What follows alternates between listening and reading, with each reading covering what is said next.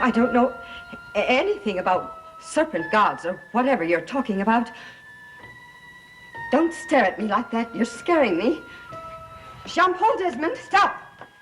You will come with me. No, you're accusing me of wicked things. I did not speak of anything wicked. You did. Jean-Paul! Your servant. I don't want to see her again for as long as I'm here. Why not? She's wicked. She threatens me. Raxel would not harm you. I won't see her again. I want her kept away from me. That is not possible. Did you hear me? I don't want to see her again for as long as I stay.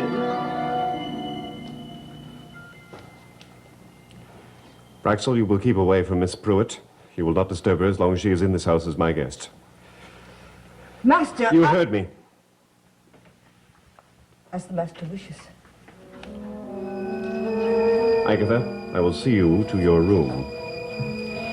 You are a very kind man. I knew when I first saw you. A gentleman and very kind.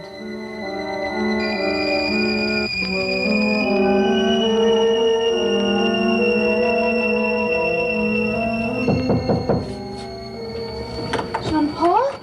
I'm so glad you're back. Now, come in. Mr. Thaxton. I want to talk to you. Ah, you've been reading. A romance. How charming. Of course, older men like me have lost their romantic notions, but it is refreshing in somebody as young and attractive Mr. as you are. Thaxton, what is it that you want? Laszlo, remember? We're friends now, Holly. I just wanted to chat with you, that's all. I was worried about you last night, lost in the fog. I found my way. Yes, all by yourself. Miraculous. People fall off the cliffs sometimes at night in the fog. Terrible way to die, I should think. First you're making your way through the fog as thick as velvet, and then one step and you plunge into space. Down, down into the icy waters of the river, or worse, onto the jagged rocks below the cliff. I find the whole idea chilling. Then why do you talk about it? Yes, you're perfectly right. We must talk about other things more pleasant, such as... I talked recently to your friend Irene Hatter. She feels you've deserted her. Jean-Paul asked me not to see her anymore.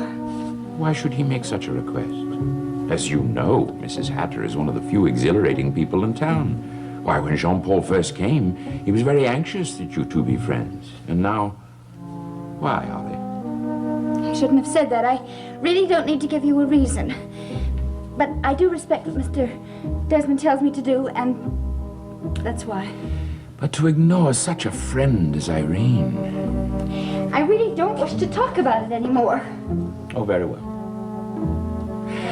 Do you remember the evening you spent at Irene Hatter's with her friends, her little intimate circle? Yes? She's planning another one of those evenings, and she has told me to extend her invitation to you. I'm sorry, But you did enjoy yourself that evening. Yes, I'm afraid I don't remember very much about it. I was rather sleepy, and I think I was rather rude. Oh, not at all. Everyone admired you. In fact, they've expressed an interest for you to become a regular member. Well, they're very kind, but I really would have to ask Jean-Paul about it. I see. How unfortunate. I didn't believe, Holly, that you were so young you couldn't make your own decisions. Isn't this the jewel that Irene gave you? Yes. You don't wear it anymore. No. Well, I suppose you're right. It isn't that attractive. Strange nonsense. But I remember once seeing a hypnotist who claimed he had only to let such a jewel stay before someone's eyes to gain complete power. Can you believe that? Holly?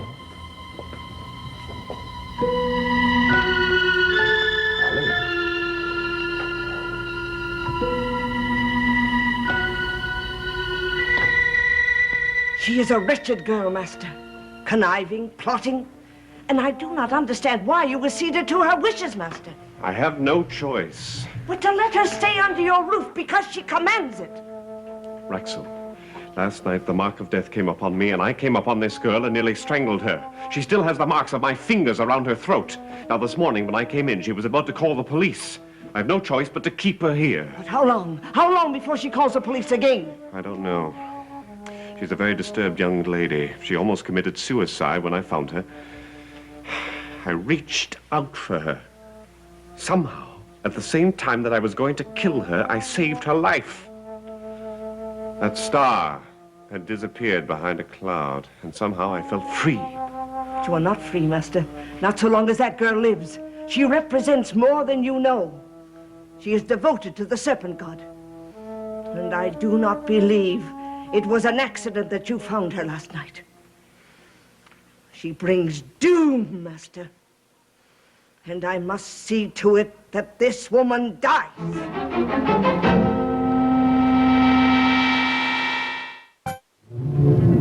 Agatha must not die. I want no more killings. Listen to me.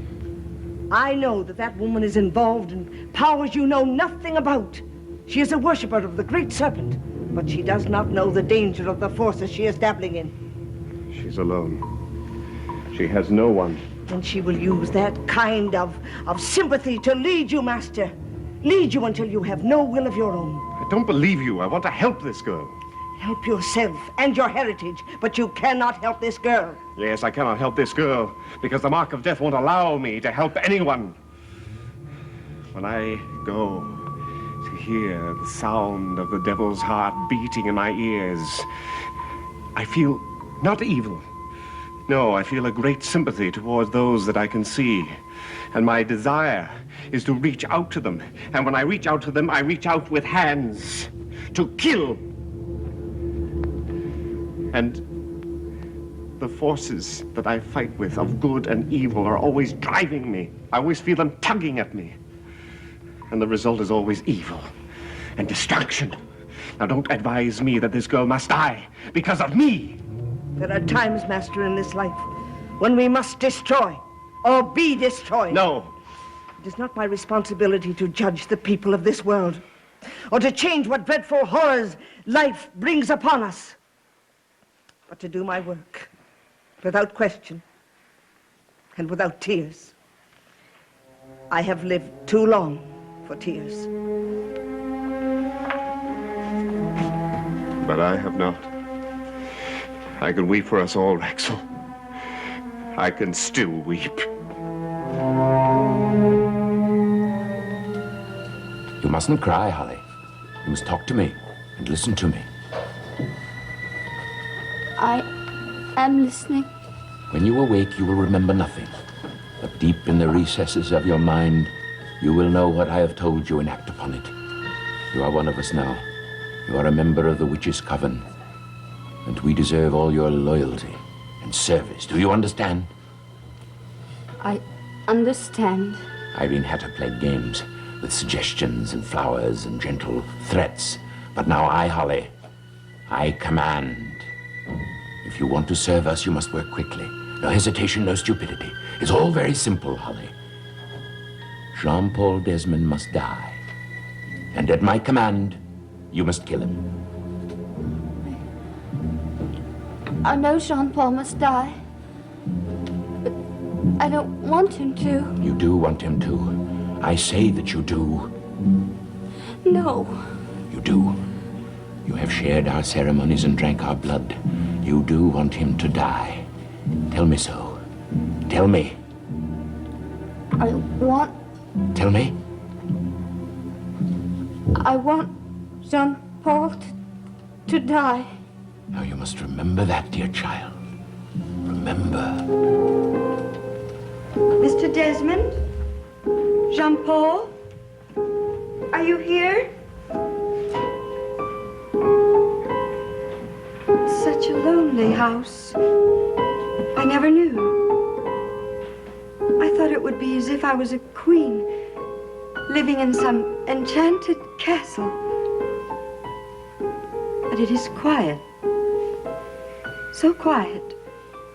And so lonely. Mr. Desmond?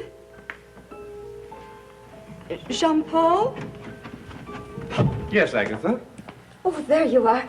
I'm so glad to see you. I really am. I was so lonely in my room. Oh, it's a lovely room, but lonely. I don't want you to be lonely here. I want you to be happy. Oh, you are such a kind man. And I am so ungracious. Talking about murders and police and such. When I see in your eyes, you want one thing, to make me happy. Yes, I want to make you happy. I think you have felt threatened and unwanted. I think we all, at some time, have felt threatened and unwanted. Yes, I know, but my friend has gone. Friend who comforted me most. Peter. I wish I could help you. I could help you find him. He was here with me. I brought him with me. And now he's gone. Agatha, do you really believe that I could have killed you? I couldn't kill you, you know that. If you say so, Mr. Desmond. I do say so. And I want to protect you and make you happy. I believe you, sir, but I can't be happy without Peter. He's What, Agatha? Well, he's a very beautiful and small and affectionate little snake. Not dangerous or dreadful or anything. He's all I've had for such a long time. Some people think snakes are such dreadful things, but Peter isn't. He's friendly and kind. And he grants my every wish, Jean-Paul. So long as I behave, he grants my every wish. And how must you behave? Obediently. And that's not difficult for me because I only want nice things. And so long as I know what I want and behave as I must, well, then I never fear my wants will become real. Well, if all your wishes have come true, Agatha, then why did you want to end your own life?